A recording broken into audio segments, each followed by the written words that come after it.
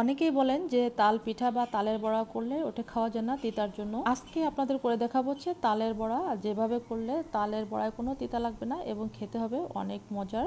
আর সেই সাথে দেখাবো হচ্ছে তাল গুলানোর প্রসেসিংটা, যেভাবে তাল গুলিয়ে নিলে তালের কোনো তিতা লাগবে না এবং তাল গুলিয়ে সারা বছরই সংরক্ষণ করে রাখতে পারবেন, একটুও নষ্ট হবে না। সেটাই দেখাই দেবো আপনাদের আজকে, যে কিভাবে আপনারা তাল সংরক্ষণ করে রাখতে পারবেন। তাই ভিডিওটা না টেনে সম্পূর্ণ দেখতে লাগুন। ভিডিওটা টেনে দিলে কিন্তু অনেকটা বাদ পড়ে যাবে, তাই একটু ধৈর্য ধরে ভিডিওটা দেখতে লাগুন। আর পেজটি ফলো দিয়ে নিয়মিত সাথেই থাকবেন আর চ্যানেলটি সাবস্ক্রাইব করে রাখবেন। চলুন তাহলে আজকে রেসিপি দেখে নেওয়া যাক। যেহেতু আজকে তালের রেসিপি করব, সেহেতু এখানে নিচে হচ্ছে তাল, আর এই তালগুলো হচ্ছে কালো তাল। আর এই কালো তাল দিয়েই হচ্ছে তালের বড়া বা তালের পিঠা তৈরি করলে অনেক বেশি ভালো হয়। তবে আপনাদের কাছে যদি এই কালো তাল না থাকে, আপনারা লাল যে তালটা ওটাও নিতে পারেন।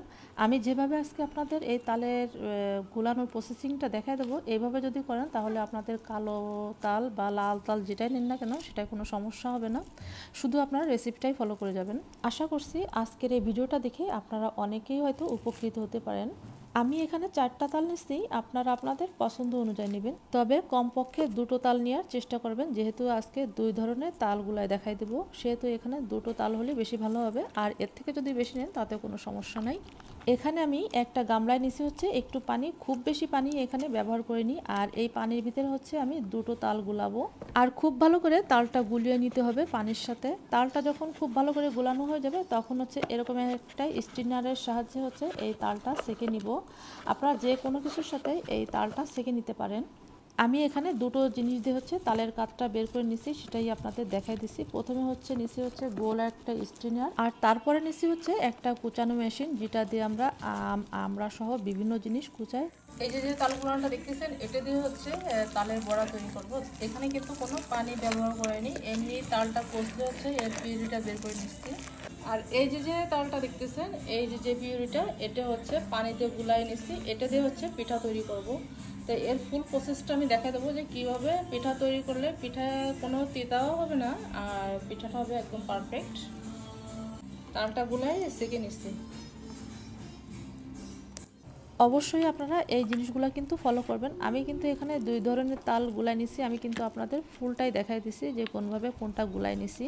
পানি দিয়ে যে তালটা গুলাই নিছি, ওটা দিয়ে পিঠা সহ অন্যান্য জিনিস তৈরি করে নিতে পারবেন। শুধুমাত্র বড়া তৈরি করতে পারবেন না ওই পানিওয়ালা তাল দিয়ে। আর এখন যে পিউরিটা বের করে নিচ্ছি, এটা দিয়ে শুধুমাত্রই বড়া তৈরি করবেন, অন্য কোনো জিনিস এই পিউরি দিয়ে তৈরি করবেন না, তাহলে আবার খেতে ভালো লাগবে না। তাই এই তাল দিয়ে শুধুমাত্র বড়াই তৈরি করবেন। বড়া তৈরি করার জন্য আমি এখানে একটা নারকেল ভেঙে নিছি। আমি যতটুকু পরিমাণের বড়া তৈরি করব, সেইখানে একটা নারকেলই হয়ে যাবে। নারকেলটা আপনাদের পছন্দ অনুযায়ী অ্যাড করবেন, তবে নারকেল একটু বেশি দিলেই ভালো লাগবে খেতে। আর যাদের গ্যাসের প্রবলেম আছে, তারা নারকেলের পরিবর্তে একটু গুঁড়া দুধ ব্যবহার করবেন। চুলায় একটা হাঁড়ি বসিয়ে তাতে দিলাম হচ্ছে তাল, আর এই তালটা হচ্ছে যে তাল আমি পানি দিয়ে গুলিয়ে নিছিলাম, ওই তালটাই হচ্ছে এখানে দিয়ে দিলাম। এখন এই তালটা ফুল আঁচে 5 থেকে 6 মিনিটের মতো খুব ভালো করে জাল করে নিব। এরপরে যখন তালে বলক চলে আসবে, তখন চুলার আঁচটা একটু কমিয়ে হচ্ছে আরও 5 থেকে 10 মিনিটের মতো খুব ভালো করে জাল করে নিব। আর খেয়াল রাখবেন যেন তালটা জ্বালানোর সময় তলতে লেগে না যায়। আমি তালটা খুব ভালো করে জাল করে নিয়ে এরপরে হচ্ছে একটু ঠান্ডা করে নিচ্ছি। এখানে নিচে হচ্ছে পাতলা সুতির কাপড়, অবশ্যই এখানে সুতির কাপড়টাই ব্যবহার করবেন, অন্য কোনো কাপড় এখানে ব্যবহার করবেন না। কাপড়টা চারপাশে ভালো করে বিছিয়ে দিয়ে এরপরে দিলাম হচ্ছে সেই জ্বালানো তাল। আর সুতির কাপড় নিতে বললাম এই জন্য যে এই তালটা যখন ছাঁকা হবে, তখন এই তালের থেকে তিতা পানিটা বের হয়ে যাবে, যার কারণে এখানে সুতির কাপড়টাই নেওয়া লাগবে, অন্য কোনো কাপড় নিলে এই পানিটা বের হবে না।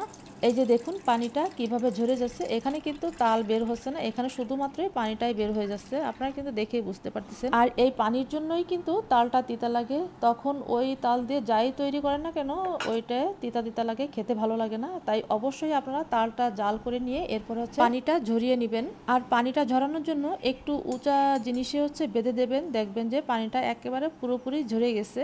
আমি পানির কলের সাথে বেঁধে দিছিলাম, আপনারা যারা শহরে থাকেন তারা এই জিনিসটা করতে পারেন। এই যে দেখুন তালের থেকে কিন্তু পানিটা খুব ভালো করে ঝরে গেছে। একটু কিন্তু পানি নাই এই তালের সাথে, আপনারা কিন্তু দেখেই বুঝতে পারতেছেন। এখন এই তাল দিয়ে যাই তৈরি করেন না কেন খেতে অনেক বেশি টেস্ট লাগবে, কোনো তিতা লাগবে না। আর এই তালটাই আপনারা সারা বছর সংরক্ষণ করে রাখতে পারবেন। আর সংরক্ষণ করে রাখতে হলে অবশ্যই ডিপ ফ্রিজে রাখবেন, দেখবেন যে একটুও নষ্ট হবে না। অনেক সময় কিন্তু তাল ফ্রিজে রাখলে নষ্ট হয়ে যায়, সেটা কিসের জন্য? কাঁচা তাল যদি ফ্রিজে রাখা হয় সেটা হচ্ছে নষ্ট হয়ে যায়, কিন্তু জ্বালানো তাল যদি ফ্রিজে রাখা হয় সেটা কখনোই নষ্ট হয় না। এখন যে তালটা সেকে নিছি এটা হচ্ছে বড়ার তাল, যেটা আমি এমনি গুলাই নিছিলাম। দেখুন এই তালের থেকেও কিন্তু অনেক পানি বের হয়েছে, আর এই যে এর পিউরিটা দেখুন, পিউরিটা কেমন হয়ে গেছে। এই তালেও কিন্তু কোনো পানি নাই, তাই এই তাল দিয়ে বড়া তৈরি করলেও কিন্তু কোনো তিতা লাগবে না এবং খেতেও অনেক বেশি টেস্ট লাগবে। অবশ্যই আপনারা পিঠা বা বড়া তৈরি করার আগে তালের পানিটা খুব ভালো করে ঝরিয়ে নেবেন, দেখবেন যে কোনো তিতা লাগবে না। এখানে আমি 3টা এলাচ ভেজে নিলাম। এখন হচ্ছে তালের বড়াটা তৈরি করে নিব। তার জন্য এখানে নিচেও আমি 1.5 কাপ পরিমাণের তাল, সাথে দিলাম 1.5 কাপের থেকে একটু কম হচ্ছে চালের গুঁড়া, আর 1/2 কাপের থেকে একটু বেশি হচ্ছে ময়দা। আমি এখানে ভিজা চালের গুঁড়া নিছি, আপনারা চাইলে এখানে শুকনো চালের গুঁড়াটাও দিতে পারেন। অবশ্যই এখানে ময়দাটা ব্যবহার করবেন, তাহলে বড়াটা সফট হবে। আর 1 কাপের থেকে একটু বেশি দিছি হচ্ছে চিনি, আপনারা আপনাদের পছন্দ অনুযায়ী দিবেন, যে যতটা মিষ্টি খেতে পছন্দ করেন। সাথে দিলাম হচ্ছে উঁচু ভর্তি করে নিয়ে 2 চামচ গুঁড়া দুধ, স্বাদ মতো লবণ, অবশ্যই লবণটা ব্যবহার করবেন। এখন দিলাম হচ্ছে বেকিং সোডা 1 চিমটির থেকে একটু বেশি, খুব বেশি কিন্তু বেকিং সোডা দেওয়া যাবে না। আর যে এলাচটা ভেজে নিছিলাম ওটাই হচ্ছে গুঁড়া করে দিয়ে দিলাম এর ভিতরে। অবশ্যই এলাচের গুঁড়াটা দেওয়ার চেষ্টা করবে, এতে করে অনেক সুন্দর একটা ফ্লেভার আসবে। আর এখন দিলাম হচ্ছে সাদা তিল। এই তিলটা দেওয়াতে বড়া খেতে অনেক বেশি ভালো লাগবে, তবে আপনাদের হাতের কাছে যদি তিল না থাকে সেই ক্ষেত্রে আপনারা এই তিলটা বাদ দিয়ে দিবেন, কোনোই সমস্যা হবে না, এমনিই ভালো লাগবে খেতে। আমি যে সমস্ত জিনিসগুলো এখানে অ্যাড করছি এই সব কিছু একটু মাখিয়ে নিয়ে এখন দিব হচ্ছে নারকেল, যে জিনিসটা দিলে সব থেকে বেশি এই তালের বড়া খেতে ভালো লাগবে।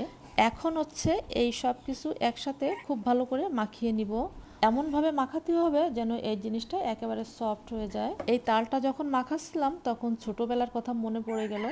মা যখন এই তালের বড়া তৈরি করতো এইভাবে তালটা মাখিয়ে, তখন ওইখান থেকে আমরা তুলে তুলে খেতাম।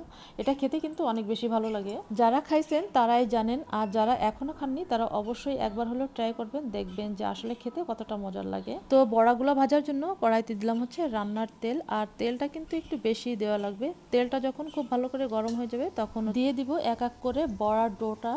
আর এই বড়া ভাজার সময় কিন্তু চুলার আঁচটা কমিয়ে রাখতে হবে, চুলার আঁচটা যদি বাড়িয়ে রাখা হয় তাহলে কিন্তু উপর থেকে বড়াগুলো পুড়ে যাবে এবং ভিতর থেকে কাঁচা থাকবে, তখন কিন্তু আর এই বড়াগুলো খেতে ভালো লাগবে না। তাই চুলার আঁচটা কমিয়ে হচ্ছে এই বড়াগুলো ভেজে নেবেন।